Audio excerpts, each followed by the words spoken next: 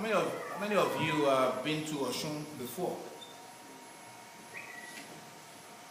Not bad. Not bad, yeah. The state is largely agrarian, with a vast majority of the population involved in farming. According to the National Population Census conducted in 2006, which is the last official count, the population was put at 3.4 million, almost 3.5 million. And the current estimates of the UNFPA, the United Nations Population Fund, put the 2011 figure at 4 million, a little over 4 million. This is expected to rise to close to 4.2 million this year. There are more than 200 towns, villages, and other settlements in the state. And the state, compared to other states in the southwest part of Nigeria, has a considerable number of highly urbanized settlements with ages, with some of those towns averaging 1,000 years of history. Some of the major towns are Osogbo, Ile-Ife, Ilesha, Ikirun, Iwo, Ede, Ilaorangun, and Ikire. It might interest you to also know that Ile-Ife, which is about 30 miles from Osogbo, is the spiritual home of the Yoruba people, who are concentrated mainly in the southwest Nigeria and scattered in West Africa. Scattered also in South America. You find the Yoruba people in Cuba, the Caribbean, the US, North Carolina, New York, indigenes, and Europe. Did I say Brazil? Because Brazil, huge population of Yoruba people in Brazil. So in Osun State, tourism is huge to us because most Yoruba people claim their ancestry from Ile-Ife, which happens to be in that state.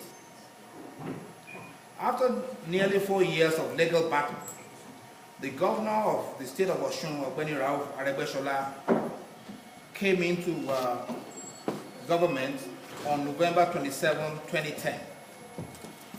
The governorship election had been concluded on April 14th in 2007, which he won, but was denied, and the victory awarded to the wrong candidate, who was the incumbent at that point. Ogbeni Rauf Aregbesola fought bravely through the courts until the courageous judges of the Court of Appeal restored his mandate. Now, this is a very interesting thing. We're speaking about technology and education today. My first deployment, now I'm Rauf Aregbesola. My first deployment of technology actually was during my election. Mobile phones and the internet were used to coordinate logistics and communicate with polling representatives. If there's anything that gave that victory to the governor, it was technology. Technology served me wonderfully in the course of my election petition when I brought in a forensic expert, Mr. Adrian Forty from the United Kingdom, to examine the ballot papers. This had never happened in Nigeria before. That is, bringing forensic technology into election petitions. The analysis of the ballot papers exposed a fraud perpetrated during the election process. This, among others, convinced the judges to uphold my appeal and declared me the winner. Seeing the unflinching support the people gave me before, during, and after the election, I have become even more passionate about their welfare, committing myself to serve them wholeheartedly. I will say that I had been prepared for my position as governor, having previously served as commissioner for works in Lagos State for 8 years, the longest serving commissioner for works since the creation of that state, and where I excelled without contention prior to the election. It was not difficult, therefore, for me to begin my administration on a sound governance footing. I had campaigned for election on a broad spectrum of progressive politics, and which we consider to be center-left of the political spectrum.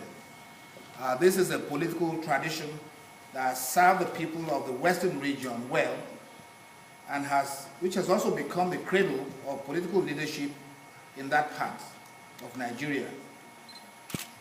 For this tradition, politics is not an end in itself, but a means to an end, which is the welfare of the people. Our great leader, Obafemi Awolowo, charted this path for us. He put this succinctly in his address to Western leaders of thought in 1967, when he said, "The aim of a leader should be the welfare of the people whom he leads." I have used, this is Obafemi Awolowo I'm quoting, I've used welfare to denote the physical, mental, and spiritual well-being of the people. With this background, the focus of my administration is encapsulated in my pact with the people of Osun, which is a social contract which signposted the 6 integral action plans, which is 1, to banish hunger, banish poverty, banish unemployment, restore healthy living, promote communal peace and harmony, and importantly, provide functional education. That is the bedrock of the administration. And importantly, to say that for the first time, a social contract was indeed placed in the hands of people of the state of Osun.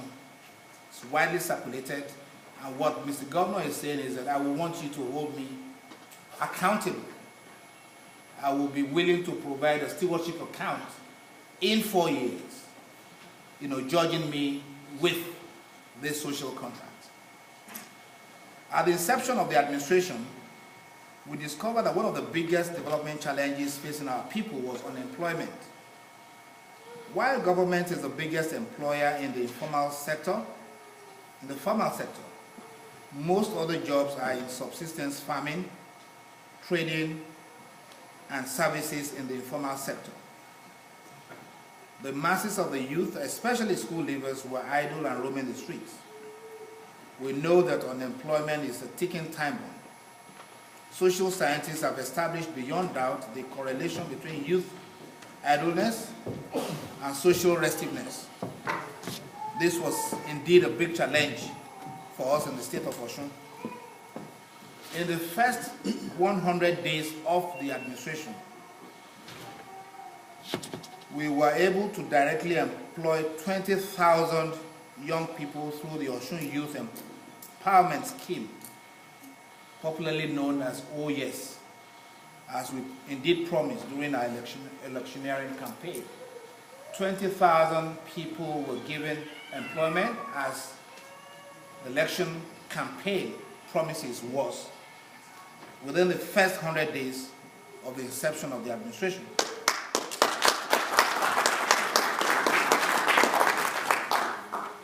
The cadets, who are volunteer cadets, were deployed for public works, environmental sanitation, biometric registration, traffic control, and other areas of need. I forgot to say that I, in a different capacity, was involved as a team leader in designing the very most ambitious program of food production. And 35 OES cadets were actually kitted up with the skills to do GIS mapping, and some of what they've done within that framework I'll be able to speak about later on in this lecture. Through the OES core, over 200 million as direct allowances is injected into the economy of the state every month, with zero possibility of leakages and capital flight. We also ensure that all the materials, uniforms, and kits of the corps were sourced directly from Osun markets. Decided to really make sure that the cooperatives of tailors sewed the uniforms for the cadets as a way of, getting the economy of the state up. The corps uniforms were sewn by tailors, the guilds and cooperative societies. And it's important to know that the federal government of Nigeria and some other states of Nigeria have taken our lead and learn and copy from the program today. Today, your state also has its own core called Yes O, just the flip side of that. The federal government, in response to the removal of the petroleum subsidy, had been in touch with the state to learn from how we were indeed able to take 20,000 youth off the streets in 100 days. We discovered when we came into power that the education system was highly dysfunctional. Only 5% of secondary school leavers made the grades needed to enable them secure matriculation into higher institutions. We consider this scandalous and unacceptable. Now, for some of you who are familiar with what Chief Obafemi Awolowo was able to do with free education in the Western region, you will know that this will be unacceptable. A lot of us that you see here are products of the free education program of Obafemi Awolowo. I did not go to any school. Primary school, I didn't pay a penny. It was all free.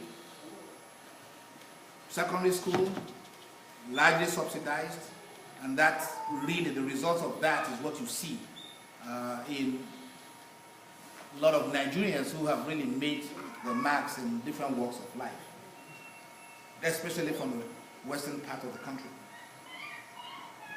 One of the tasks of the administration, therefore, was to organize an education summit in which the stakeholders in the education sector gathered to examine the rot in the system in order to fashion out the way forward.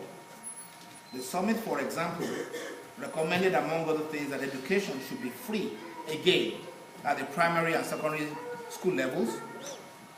Collapsing educational infrastructure in schools are to be replaced, and incentives provided to teachers, while the dignity of the teaching profession is to be fully restored.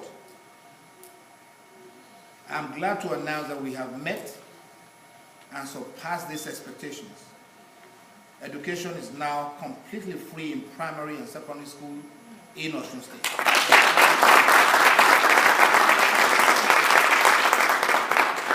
Including provision of school uniform and feeding all primary schools from primary 1, all feeding pupils from primary 1 to primary 3. We have sent a bill to the legislature that will make long-standing teachers rise to the pinnacle of the civil service as tutors general and permanent secretaries and enjoy the full perks of office. In other words, teachers will feel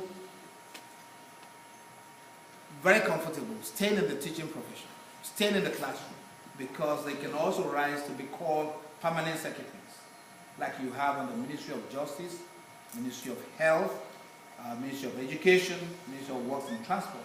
So you are your classroom, continue to teach, and then you refer to as permanent secretary or tutor general, and you enjoy the same kinds of conditions that have been limited to just a few people in the civil service. This is part of the innovation that Ogbeni Rauf Aregbesola is bringing into the innovation into the education sector. In this year's budget, I had the chairman of the appropriation committee speak into a lot more details of this 2 days ago. We have provided for more than 30 billion for education infrastructure. We're actually rebuilding schools. In the state of Osun, you will see the kinds of schools that my children went to in this country. In the state of Osun, you will be glad to have your children, your brothers, your sisters in those state schools and not necessarily bring them into private schools. We have a budget of 12 billion. It's really a lion's share into recurring expenditure.